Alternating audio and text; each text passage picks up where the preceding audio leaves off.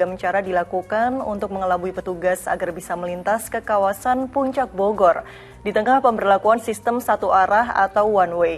Polisi mengamankan mobil ambulans yang mengangkut warga saat mencoba menerobos one way menuju Puncak. Pengemudi ambulan ini bersih tegang dengan sejumlah polisi setelah mobil yang dikendarainya dihentikan petugas di jalur Puncak Bogor, Jawa Barat Sabtu siang. Iya nyalain, kenapa kan ini buat emergensi? Tahu nggak sih ini buat emergensi kamu? Tahu kan? Gimana sih? Ini kan buat liburan. Iya Pak, maaf. Mobil ambulan yang menerobos jalur saat sistem one way atau satu arah diterapkan ternyata bukan membawa pasien atau orang sakit. Saat diperiksa, petugas justru menemukan sejumlah anggota keluarga lengkap dengan bawaannya yang diduga akan berwisata ke kawasan Puncak. Meski telah dinilai bersalah, sopir ambulan ini sempat menolak untuk ditilang. Bapak saya tilang. Loh, nggak mau? Hah? Nggak mau? Nggak mau ditilang? Kami akan melakukan pengawalan prioritas, makanya tadi kami hentikan untuk diberikan pengawalan awalnya.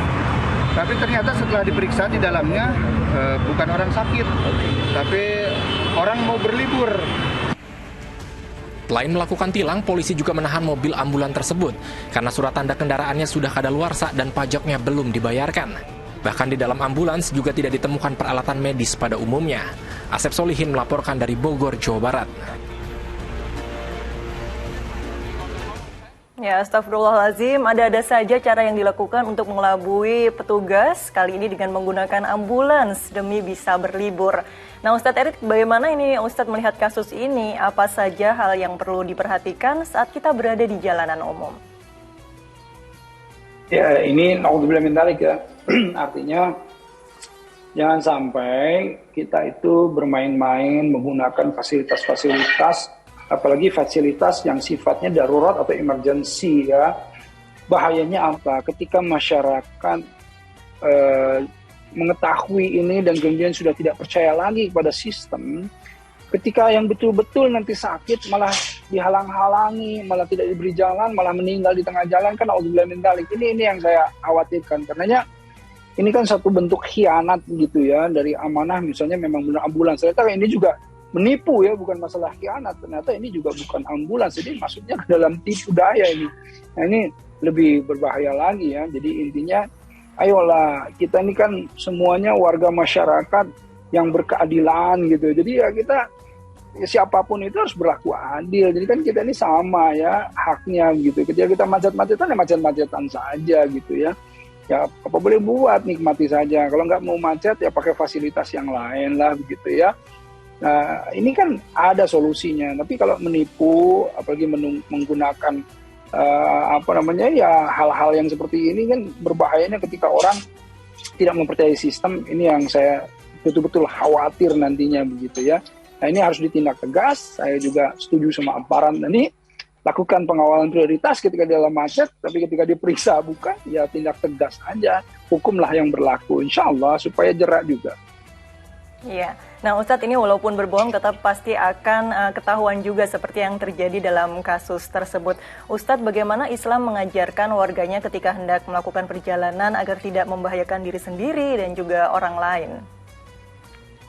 Ya tentu kita di dalam melakukan rihlah itu ada sunnahnya. Bagaimana kita itu harus mempersiapkan bekal yang cukup. Jadi bekal ini kan intinya bukan hanya secara bekal perjalanan fisik gitu ya, tetapi juga bekal untuk materinya, juga kemudian kesiapan mentalnya. Seperti semua orang yang mudik kan insya Allah semuanya kan siap mental. Mental apa? Mental macet-macetan. Ketika tidak macet ya alhamdulillah ya gitu. Tapi kita udah siap semuanya. Nah itu bisa disiapkan. Siapkan ketika macet ya. Jadi jangan marah-marah, jangan maki-maki polisi yang sudah capek-capek ngatur segala macam. Itu kan harus siap mental. Kedua, mempersiapkan kendaraannya, mempersiapkan segala sesuatu infrastruktur fasilitasnya, semua harus dipersiapkan. Nah kemudian selain itu semuanya juga kita jangan lupa untuk berdoa ya. Jadi memohon terus kepada Allah, bagaimana kita di luar kita tidak tahu. Makanya doanya juga bismillah tawakkaltu ilallah. Jadi kita kalau sudah kemudian keluar rumah kita tawakal Allah ya. La haula wala quwwata illa billah, karena kita makhluk yang tiada berdaya. Nah dengan itu semuanya insyaallah fi amanillah. Jadi di dalam perjalanan semoga Allah terus melindungi, menyertai, menuntun segala sesuatu langkah dalam perjalanannya. Itu insya Allah.